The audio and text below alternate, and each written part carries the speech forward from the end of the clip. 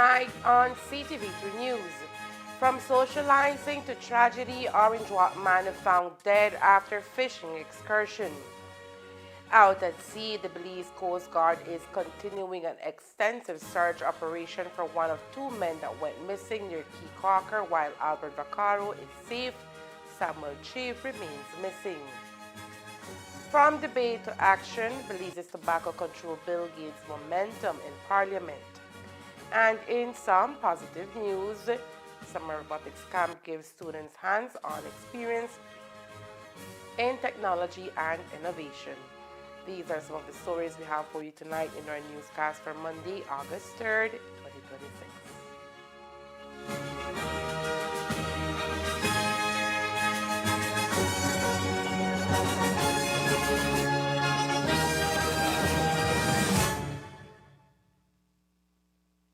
Money travels fast, so make sure you check it before you spend it. Here are 4 easy ways to know your money is real. Look, feel, tilt, and check. Look closely at your note by holding it to the light to see the watermark and the note value. Notice how the see-through image completes itself perfectly. Feel for authenticity. Run your fingers over the raised portrait and the bars on the edges. 1 bar for the $2 and up to 6 bars for the $100. Tilt the note to see the hidden value appear. Look for the moving images on the security thread and holographic shimmer on higher denominations. Check closely.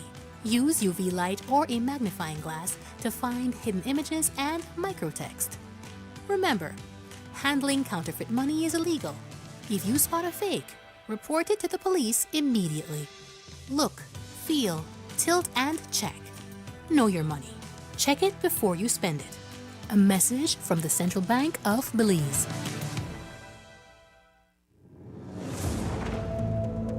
It's easy to sit at home and blame the government for crime. A lot of people do it. Politicians do it all the time. It's like a game. Gang members shooting each other or innocent citizens. Blame the government. Blame the police. Narco players executed because of a drug deal gone bad. Blame the government. Blame the police. Domestic violence turned fatal? Same thing. Every murder, no matter where, no matter why, same blame game. But our children weren't born criminals. When did they become murderers? Who taught them their values? Who taught them about right and wrong? Where are their parents, their families? It's not too late to save your child. It's not too late to raise your child right. Keep them in school. Keep them off the streets. Teach them the value of hard work. Teach them honesty and integrity. Love them before it's too late. Stop the blame game and let's all be the village that raises our children. A message from the Ministry of Home Affairs and the Violence Prevention and Enforcement Unit.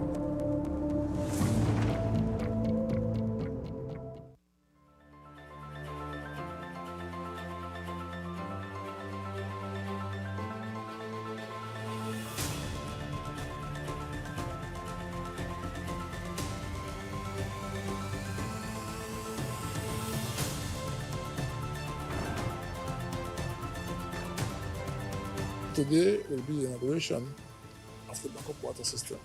This will be able to assist the Pomona Water Board to expand, and if they get breakdown with the current system, this can also be a backup.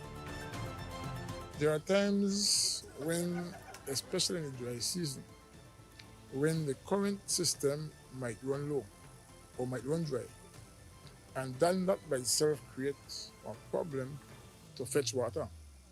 So we are hopeful that if this is not used as much right now, when the other system runs low, this will kick in. We must ensure that people have access to clean, safe, potable water, just like everybody else across this country. What you see here today is an investment of over $160,000. It includes all the pipes that you see here. We also have other accessories. We have a backup generator. We have the solar system. And we also have a booster pump. The most difficult part that hinders development is the access of water. We have reduced significantly the amount of people that were deprived from accessing a basic need such as water. I am elated, very happy to be here, receiving the system. I think everybody would be very happy, very happy. When we call it, we have no water, no nothing. That was an empty spot, but it's home now. They have a pipe right out there, so it's still okay, just that we had to reach up to get the water. I cannot wait to have it reach to our door.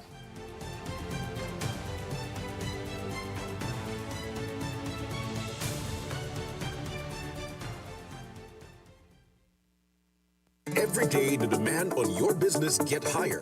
More productivity, better equipment, and reliable support to keep up with a fast-moving world. At Cellular World Business Solutions, we're ready to help you boost performance across every operation. Don't let outdated technology hold you back. With our certified and supported solutions, your business stays ahead. We supply office equipment, printers, inks, and toners, software licenses, IT system assembly as your Dell Platinum and Cisco partner, appliances, and custom orders tailored to your needs. From startups to large enterprises and renowned institutions, we serve every corner of the country because no industry can afford to fall behind on technology. Let's take your business to the next level. Contact us today at 610-2494. Cellular World Business Solutions, your reliable partner in business success.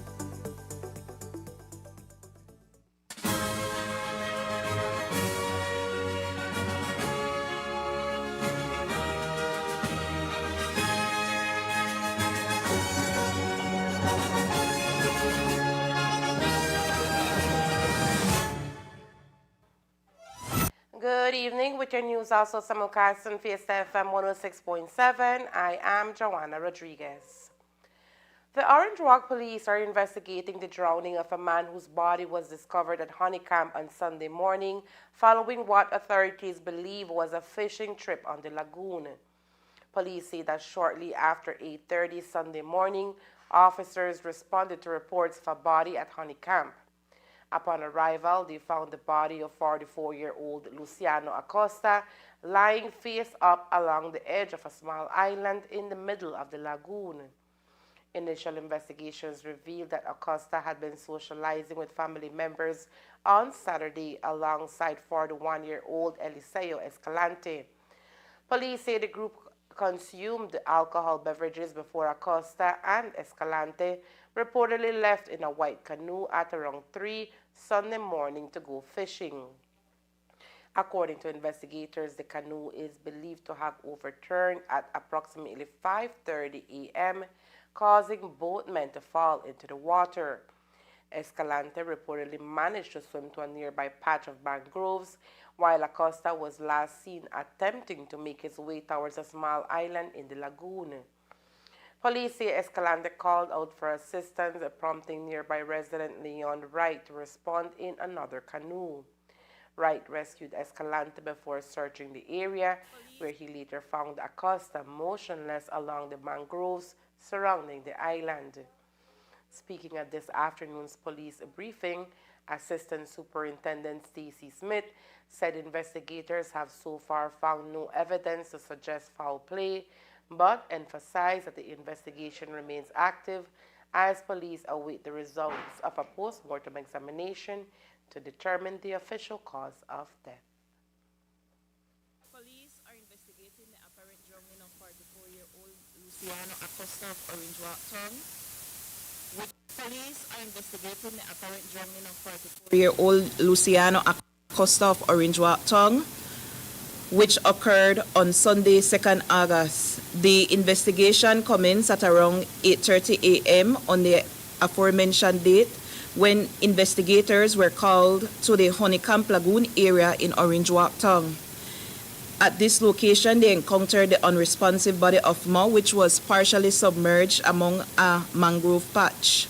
What the investigators have established so far is that Mo was along with friends and family members, and they had gone on an outing in the Honeygamp Lagoon area on Saturday, August 1st, and sometime at around 3 o'clock a.m. on the 2nd of August, he and another male person entered a canoe and went on a fishing trip. It is reported that the canoe that they were in reportedly capsized, and whilst the other male person was able to swim to a mangrove patch and was subsequently rescued, Mr. Acosta was not found until a few hours later in the stated location.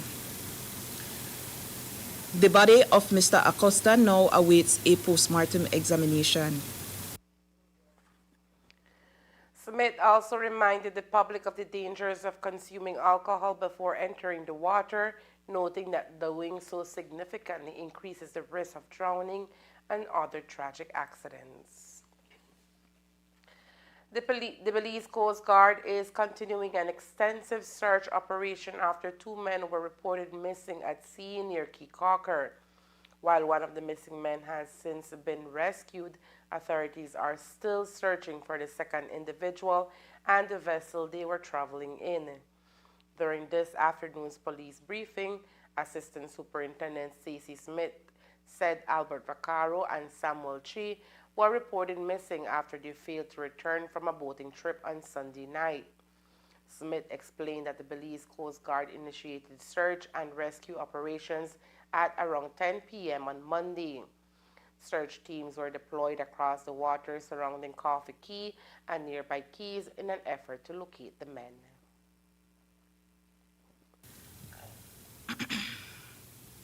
The Belize Coast Guard and the Belize Police Department are actively searching for Albert Vaccaro and Samuel Che, who were reported missing at sea after departing Vista Del Mar for Key Cocker at approximately 2 o'clock p.m. on Sunday, 2nd August 2026.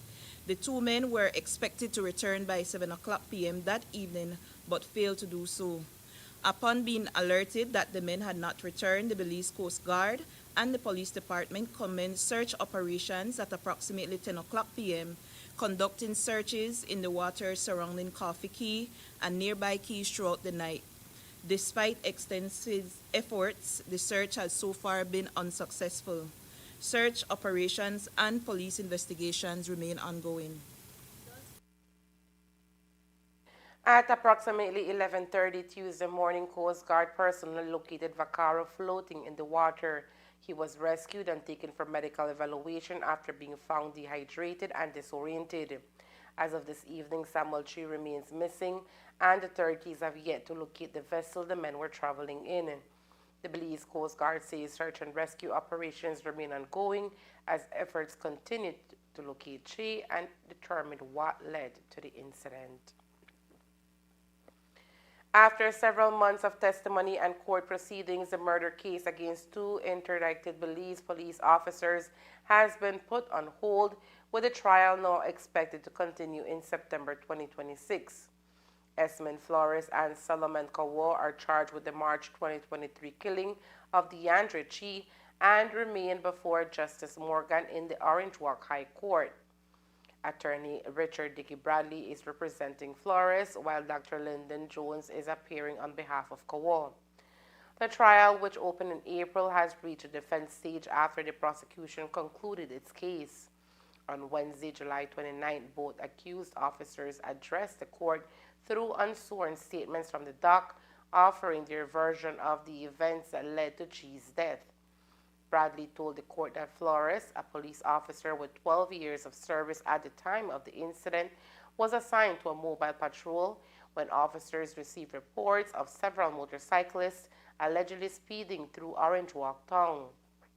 The patrol was instructed to intercept the riders. According to Flores, officers heard what appeared to be gunfire while pursuing one of the motorcycles.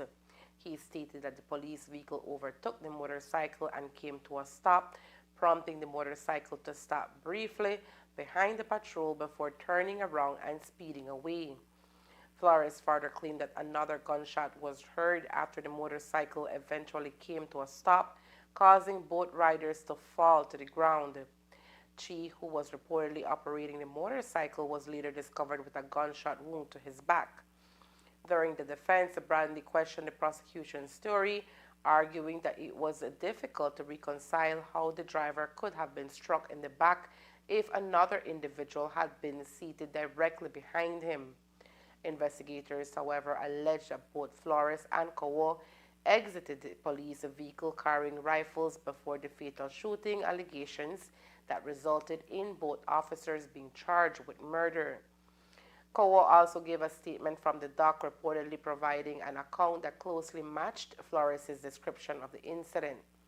As part of the trial, Justice Morgan, the attorneys, and both accused officers traveled to Orange Walk in June to examine the scene. The court retracted the route of the police pursuit and visited the area along Main Street near the Northern Regional Hospital, where the shooting is alleged to have taken place.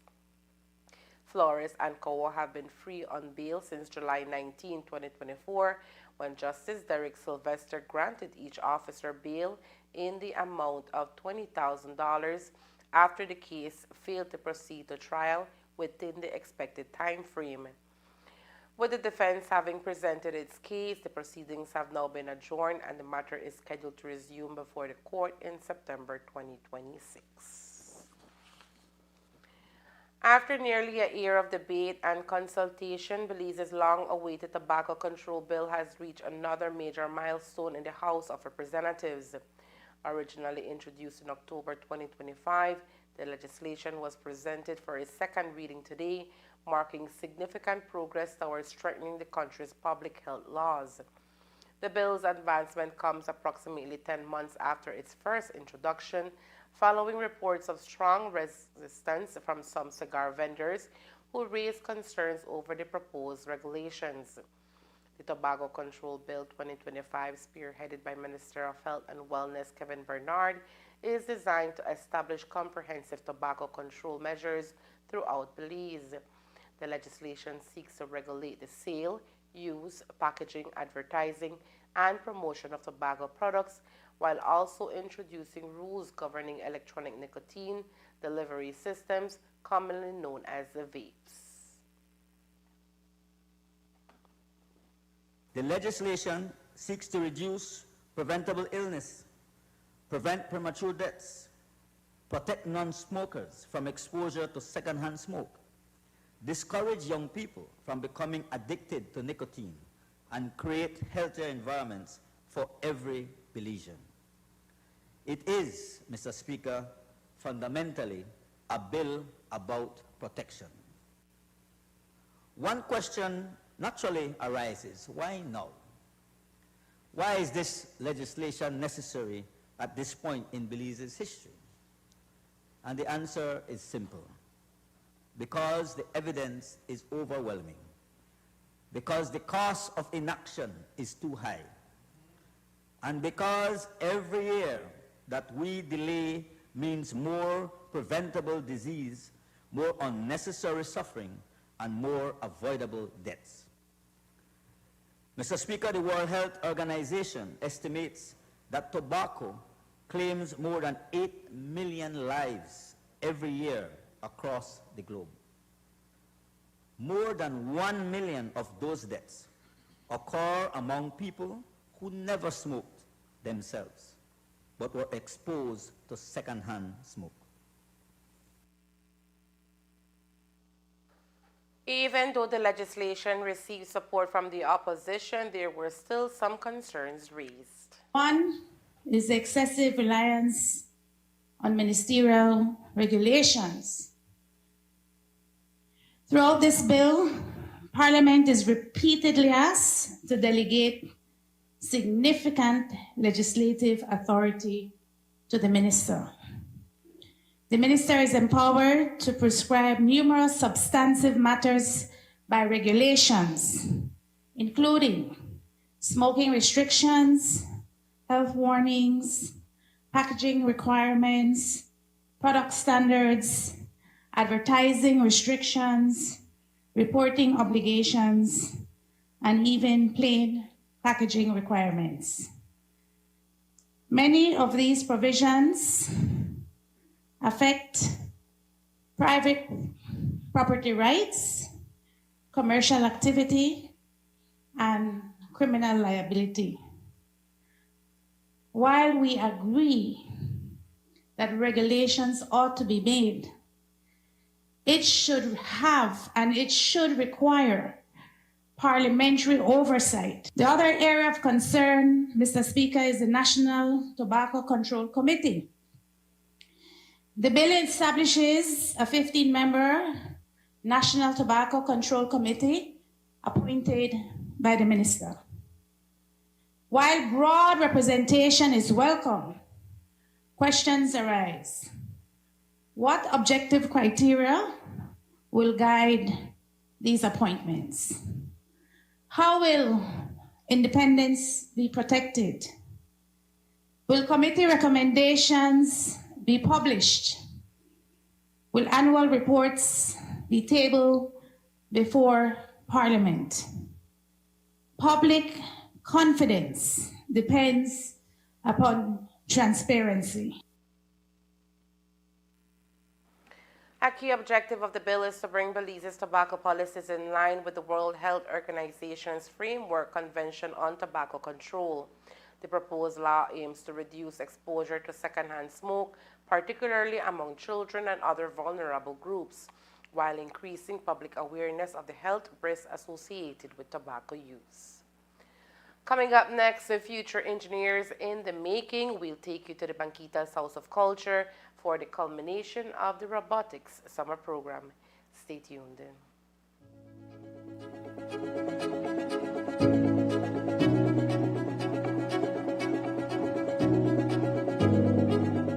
At the beginning, it was a bit challenging because it sounded so good and so promising that I think people were reluctant in embracing the idea.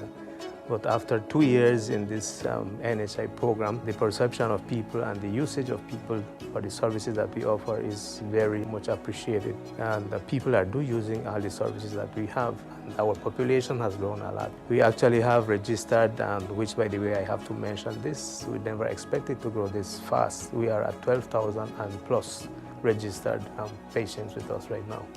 And the numbers are growing on a daily basis, I would say. For the general physicians and the specialists that include the gynecologists, the pediatrician and the internist.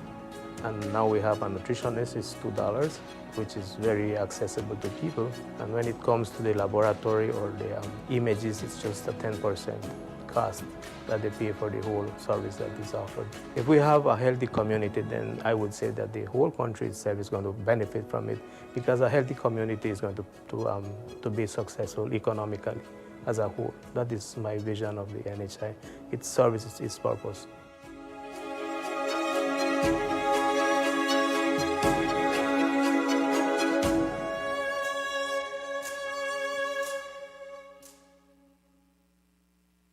Every day, the demand on your business get higher. More productivity, better equipment, and reliable support to keep up with a fast-moving world. At Cellular World Business Solutions, we're ready to help you boost performance across every operation. Don't let outdated technology hold you back. With our certified and supported solutions, your business stays ahead. We supply office equipment, printers, inks, and toners, software licenses, IT system assembly as your Dell Platinum and Cisco partner, appliances, and custom orders tailored to your needs. From startups to large enterprises and renowned institutions, we serve every corner of the country because no industry can afford to fall behind on technology. Let's take your business to the next level.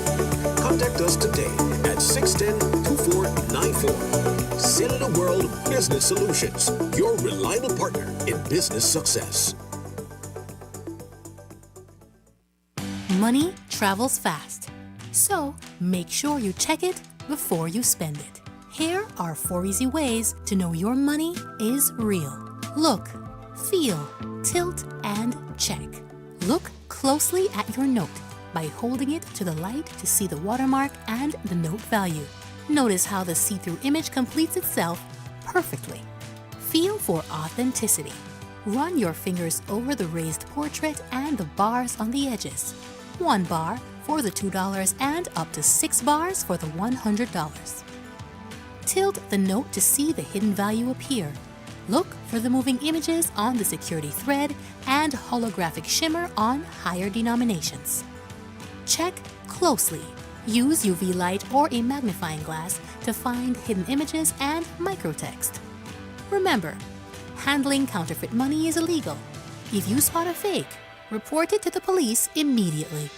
Look, feel, tilt, and check. Know your money. Check it before you spend it. A message from the Central Bank of Belize.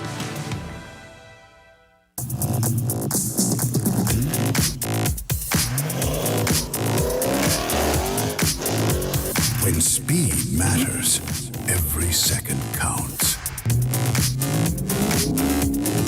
Get ahead with ExpressNet. Fast, reliable, ready when you are.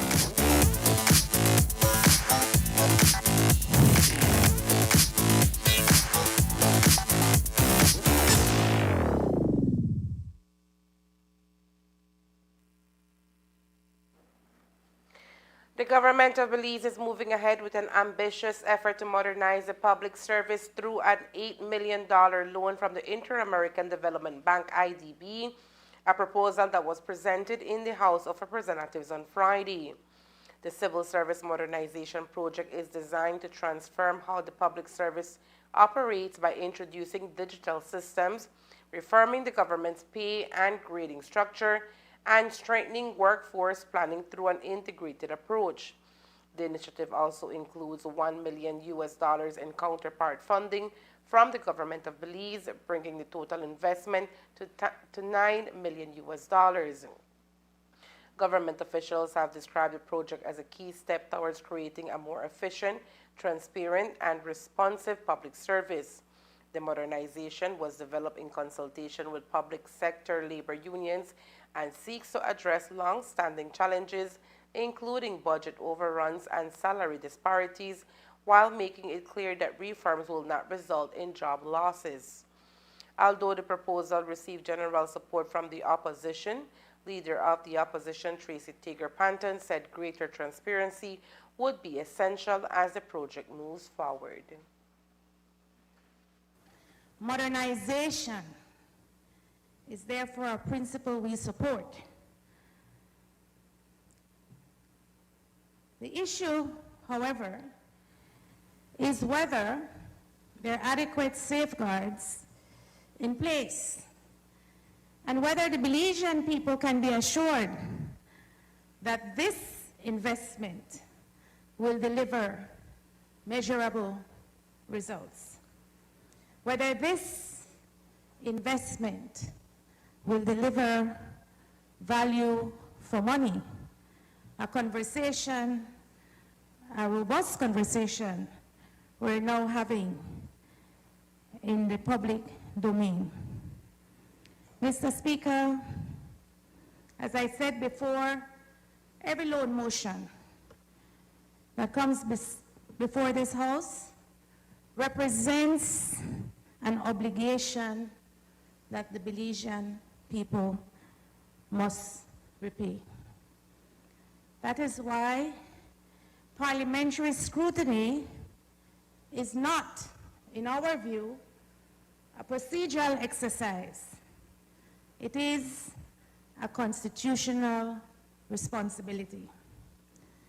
The government will borrow $8 million and will provide an additional $1 million in counterpart funding for a project that is valued at $9 million, 18 million Belize dollars. And therefore, the members of this side of the House would like to request the following. One, a copy of the detailed implementation plan. The motion speaks of deliverables such as workforce planning, expenditure control, digital transformation, data analytics, and Most importantly, institutional strengthening. Notwithstanding these very worthy objectives, Mr. Speaker, we are also requesting a detailed breakdown on who and how will the money be spent.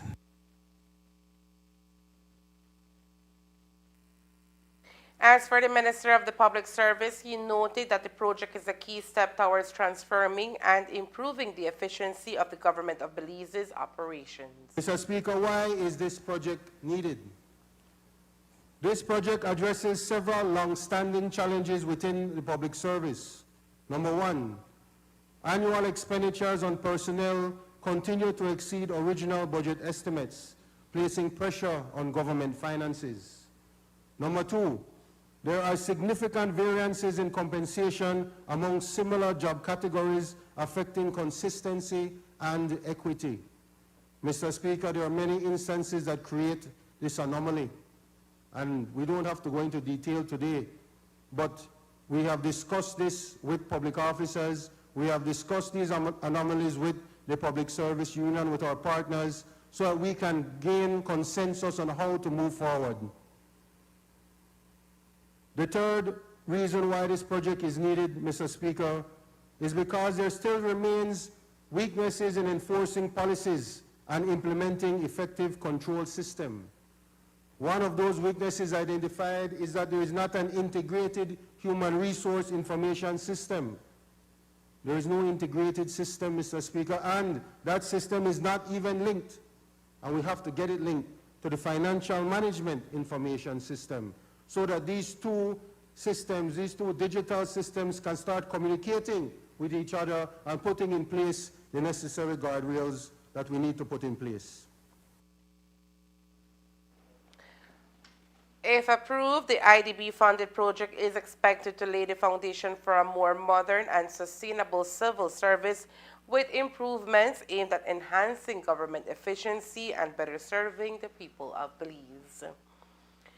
The proposed acquisition of SpeedNet Smart by Belize Telemedia Limited BTL continues to draw scrutiny, with the National Trade Union Congress of Belize, NTUCB, reaffirming its opposition ahead of a key Social Security Board SSB meeting held on Friday. Before the SSB convened to discuss the proposed transaction, the NTUCB, which is represented on the SSB through one of its directors, wrote to BTL Chairman Malcolm Lizarraga, expressing its ongoing concerns. The Congress stated that although the acquisition process has been temporarily paused, there has been no meaningful effort to address the issues it had previously identified. Among the concerns raised by the NTUCB are the legality of the proposed deal, its impact on market competition, the independence of the valuation process, corporate governance standards, potential socio-economic consequences, and implications for freedom of expression. The union concluded that without satisfactory answers to those concerns, it could not support the acquisition. It urged BTL to engage stakeholders in a transparent and meaningful consultation process if it intends to move the transaction forward responsibly. In a written response the following day, BTL Chairman Malcolm Lizarraga defended the process, stating that the stakeholder consultations have taken place and that the company's due diligence was subjected to independent review and verification. Friday's SSB meeting was expected to be determined whether the board would support BTL's proposed purchase of SpeedNet Smart.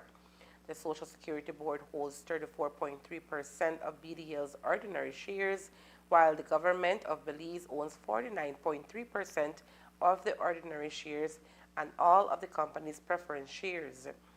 Speaking to reporters outside the National Assembly later that day, Prime Minister John Brisenia said he was unaware of the outcome of the SSB's deliberations. According to reports, the SSB did not formally vote on the acquisition.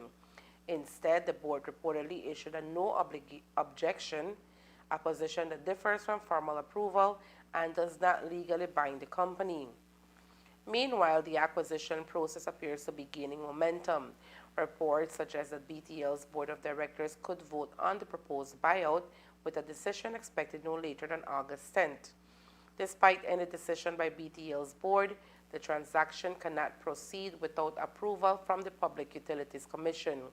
The PUC began reviewing the revised acquisition proposal after receiving updated documents from BTL on February 10th.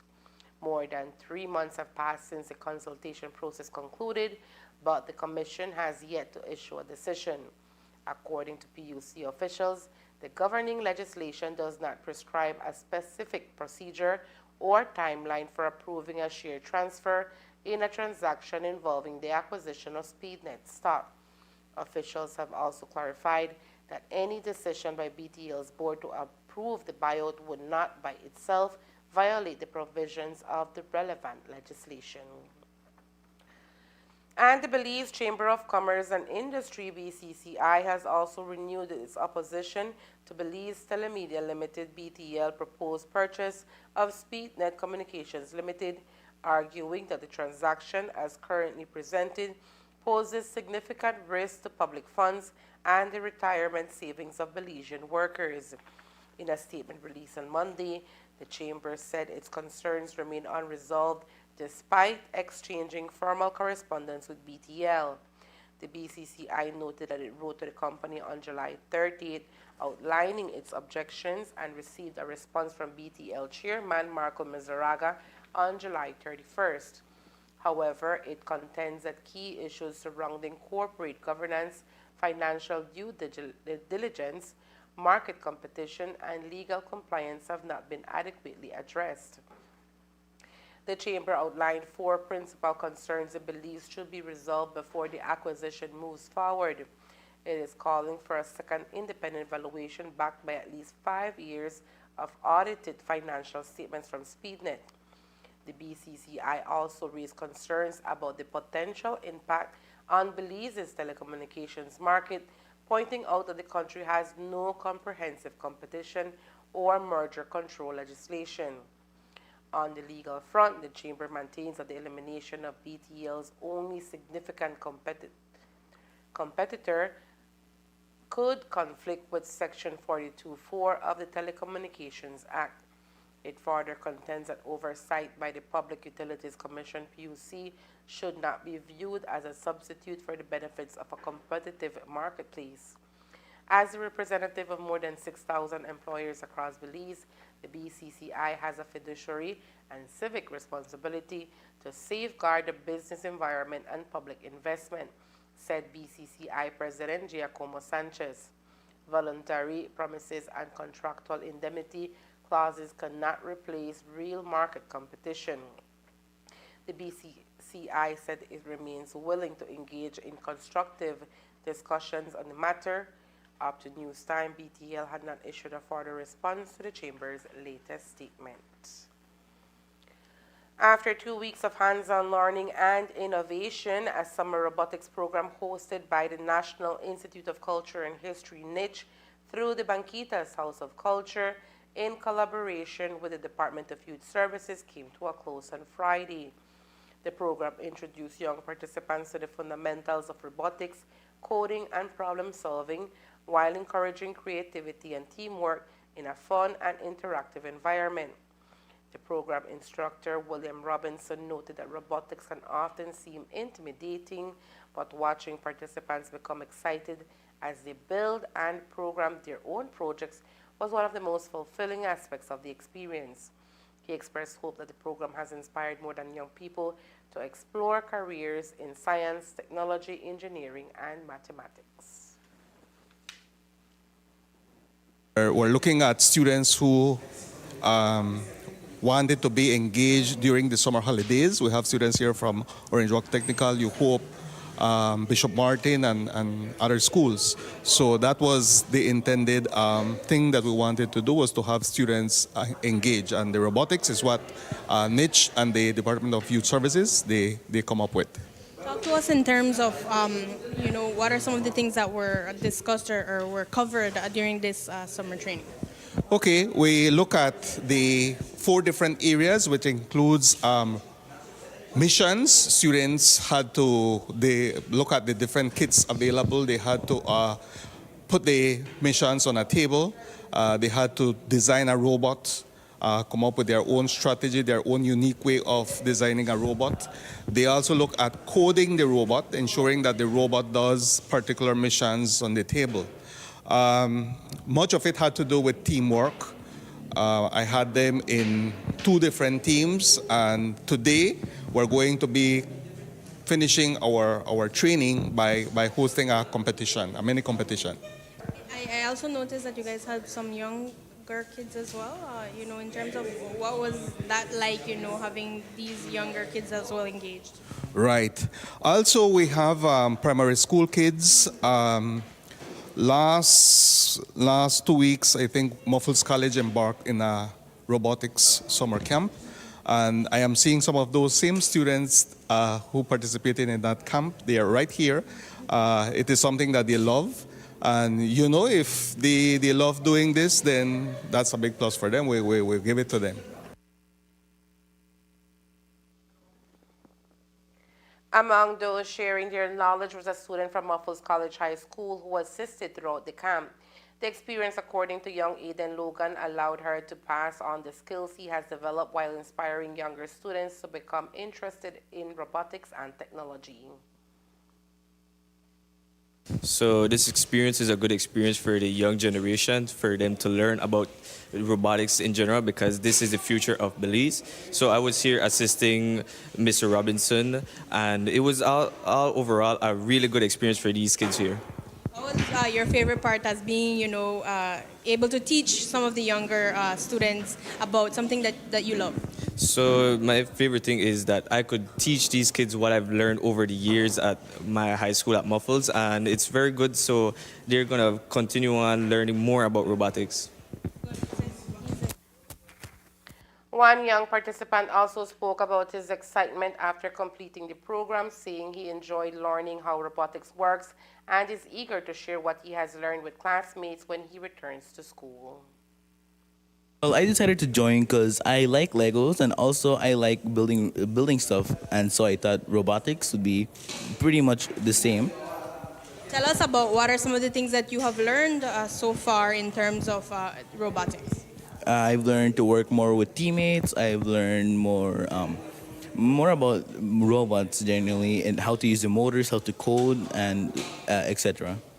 Is this something that you think you would want to continue doing in the future, maybe in your school? Yes, there is already a robotics group in my school, but it isn't like fully established yet. There's only very few people inside. So next year, when there's more people and more space, I'd like to enter as well. Officials from the Department of Youth Services emphasize the importance of initiatives like the robotics camp, noting that engaging young people in educational and skill-building activities during the summer helps keep them positively occupied while exposing them to opportunities that can shape their future. It's an initiative that's being based on recommendations of different organizations, right? For example, Niche was one of them. Also, we have some friends who are doing robotics, and we also believe that robotics is a good program right now, to like dealing with the youths. They're growing up, and make we put them right on the path as to dealing with AI, robotics, and all those things, because that's the future thing, So it's good that we are dealing with this, And also we have more programs that we have already finished, right? We have the small engine repair as well, and we also have the bartending right now. As we speak, we have a program ongoing right now, which is the bartending as well, and many other programs, right? But it's programs that we believe it will assist the youth for their future endeavors, right? Yeah. Programs continue in full swing both at the Banquitas House of Culture and the Department of Youth Services in the coming weeks to allow students to remain engaged before the start of the new school year. Miss Earth Belize has entered a new chapter with the appointment of Halima Hoy as its national director.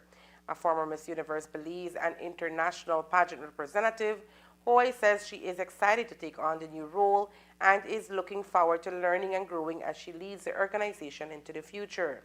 Speaking to CTV3 News, Hoy said one of her biggest priorities is strengthening the organization's focus on environmental advocacy, which remains at the heart of the Miss Earth platform.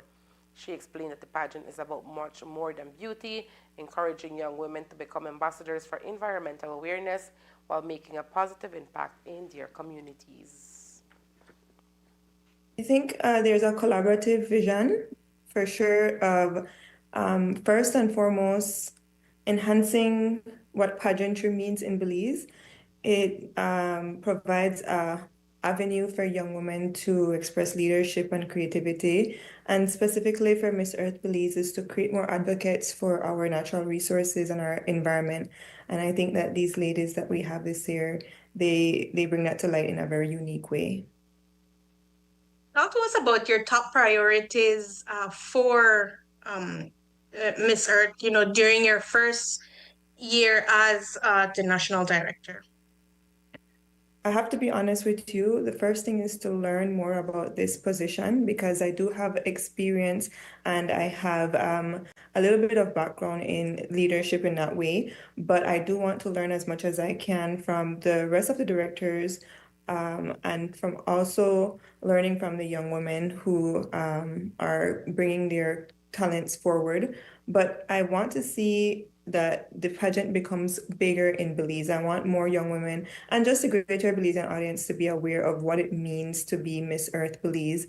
It has a huge responsibility that aligns closely with what Belize stands for, and we value our environment, we value our ecosystems, and we just want people to know that this is not just a beauty pageant. This is also a platform to promoting those environmental friendly, those projects that are environmentally friendly that Belize also promotes. So this young woman has a huge platform. She has a huge responsibility to her environment and to broadcasting that to the rest of the world, not just among Belizeans, but also on an international stage. So that is one thing that we want to bring to the forefront of this pageant.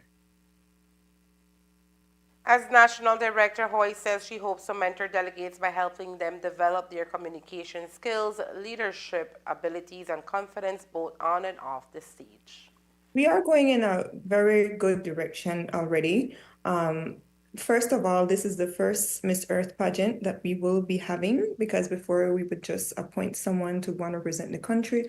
So that's already one way of us growing. We're seeing more pageants being held to where the delegates have to compete, and that brings a whole different vision to our girls that requires a whole nother level of talent and confidence when they have to compete with other women. And this competition helps them to work on themselves as well. Like for me, I know that having to participate in a pageant, there's a lot that I needed to go out and to learn and to train for. So these women go and they learn specific skills. And I think that is one thing that we're seeing in the pageant industry in Belize, that women are seeking that training in leadership, in how to present themselves communication-wise, how to market themselves, and how to bring that confidence to their platforms.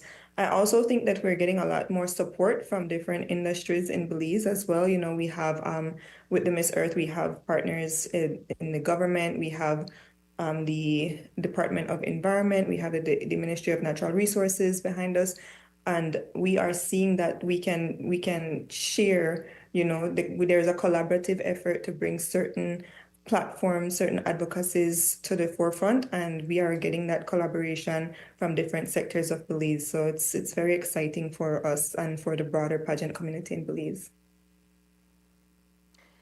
Drawing from her own experience representing Belize in international pageantry, Oy believes she is well positioned to prepare future delegates for the global stage. The first word that comes to mind is confidence, because you have to have confidence in everything you do. And of course, yes, I had to have confidence to have gone up for Miss Universe Belize 2024, to have won that pageant and represented Belize internationally. But once I got there, I realized what the true meaning of confidence means. You don't have to have everything. You don't have to be the most beautiful woman. You don't have to be the smartest woman, but you have to be aware of your talents. You have to assert yourself no matter which rooms you enter. And that has prepared me for this role specifically, because that is exactly what I need to do as a national director, is to do that for my position so I can carry out my responsibilities as national director, but also bring that awareness to the young women so that they can go to the international stage and already have an idea of what it means to be truly confident in yourself. You can look in the mirror and it doesn't matter if you have a pimple, if you have a bad hair day, you are still fully aware that you have something unique that you bring to the table and there's nobody that can dim your light. The new director added that she is committed to ensuring the eventual winner is fully prepared to proudly represent Belize while promoting the values and mission of the Miss Earth organization.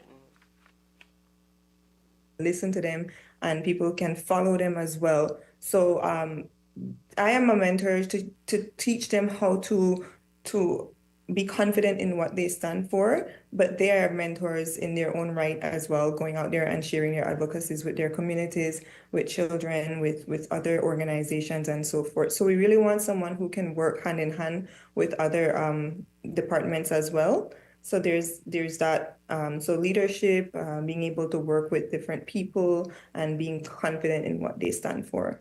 I want to encourage people to follow our pages, follow our queens, read their advocacies, because it's one of those pageants that truly aligns with what Belize values, and that's protecting our ecosystems, our wildlife, just preserving our natural resources. And I think that if we get more support, we can see more young people in leadership in those positions. So I just The search for Belize's next environmental ambassador will culminate on August 8 when the Miss Earth Belize National Pageant takes place at the Civic Center in Belize City. The winner will go on to represent the country at the Miss Earth International Pageant scheduled for November 15th in the Philippines. And there is more news after the break. Stay tuned. Every day, the demand on your business get higher. More productivity, better equipment, and reliable support to keep up with a fast-moving world. At Cellular World Business Solutions, we're ready to help you boost performance across every operation. Don't let outdated technology hold you back. With our certified and supported solutions, your business stays ahead. We supply office equipment, printers, inks, and toners, software licenses, IT system assembly as your Dell Platinum and Cisco partner, appliances, and custom orders tailored to your needs. From startups to large enterprises and renowned institutions, we serve every corner of the country because no industry can afford to fall behind on technology. Let's take your business to the next level. Contact us today at 610-2494. Cellular World Business Solutions, your reliable partner in business success.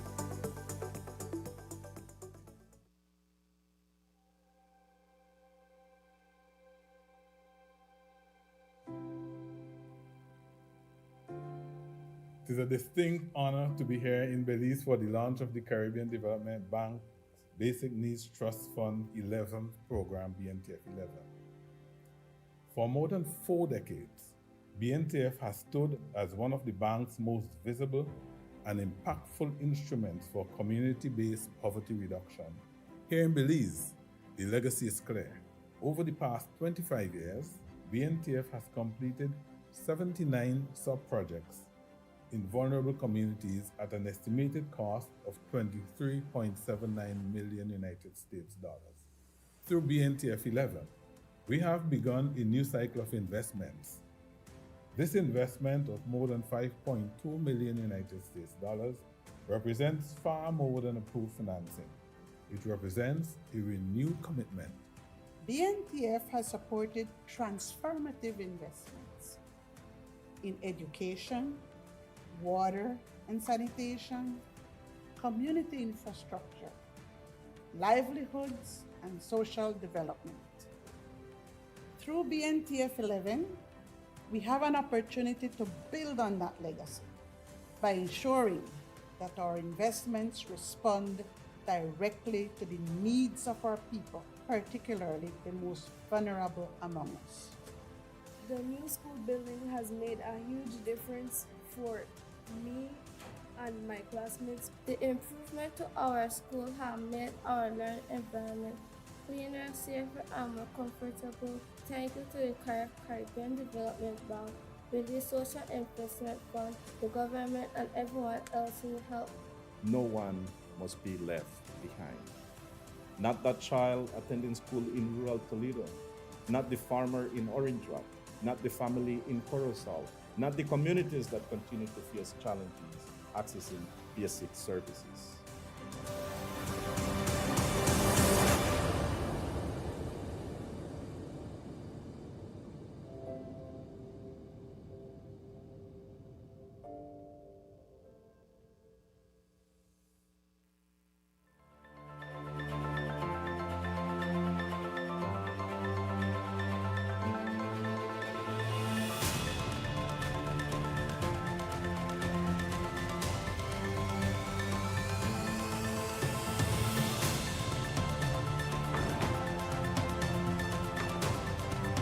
Today will be the inauguration of the backup water system.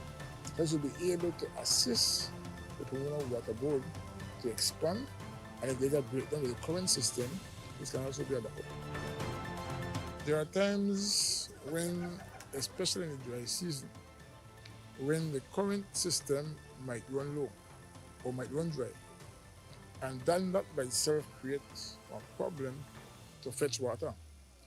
So we are hopeful that if this is not used as much right now, when the other system runs low, this will kick in. We must ensure that people have access to clean, safe, potable water, just like everybody else across this country. What you see here today is an investment of over $160,000.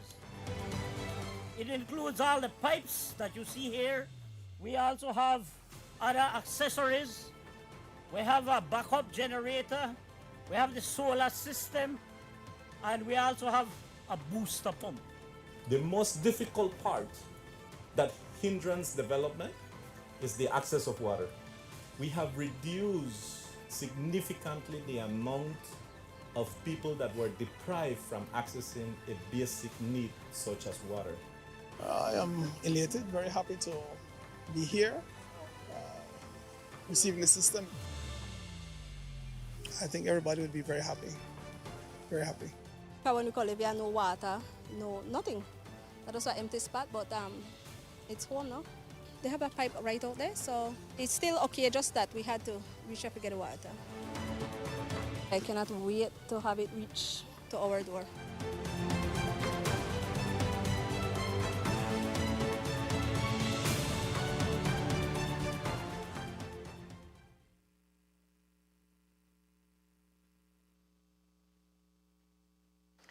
More than 200 young Belizeans have successfully completed the Belize Police Department's 27th Annual National Police Youth Cadet Corps Camp, bringing to a close a week of leadership development, discipline, and friendly competition in Dangriga.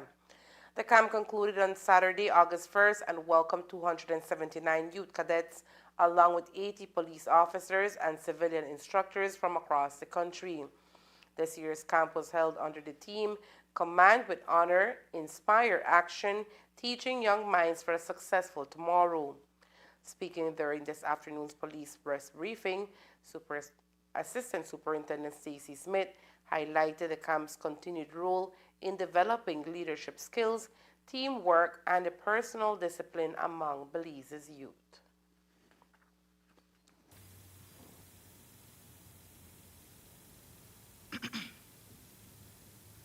The Belize Police Department has successfully concluded the 27th Annual National Police Youth Cadet Corps Camp, which was held in Dangriga Town from July 25th to August 1st under the theme Command with Honor, Inspire Action, Teaching Young Minds for a Successful Tomorrow.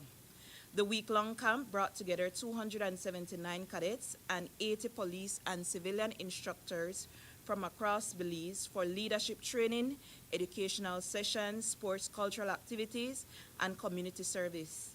Cadets also participated in promotional examinations and competitions, with 69 cadets earning promotion, and the Northern Region won the football and the foot drill competition, whilst the Eastern Region captured the basketball and volleyball titles. The camp concluded with an award ceremony and a parade through Dangriga, reaffirming the Belize Police Department's commitment to developing disciplined, responsible, and community-minded young leaders. And we are grateful for personnel of the Community Policing Unit and those other members of the community that assisted with this venture. The week-long program concluded with an official award ceremony followed by a parade through the streets of Dangriga celebrating the achievements of the cadets and the continued success of the Belize Police Department's Youth Cadet Corps program. 35 young women from across Belize have strengthened their leadership, civic engagement, and entrepreneurial skills after participating in the Girls in Governance Leadership Camp, a 6-day residential program organized by the Department of Youth Services (DYS) in partnership with the United Nations Development Program (UNDP).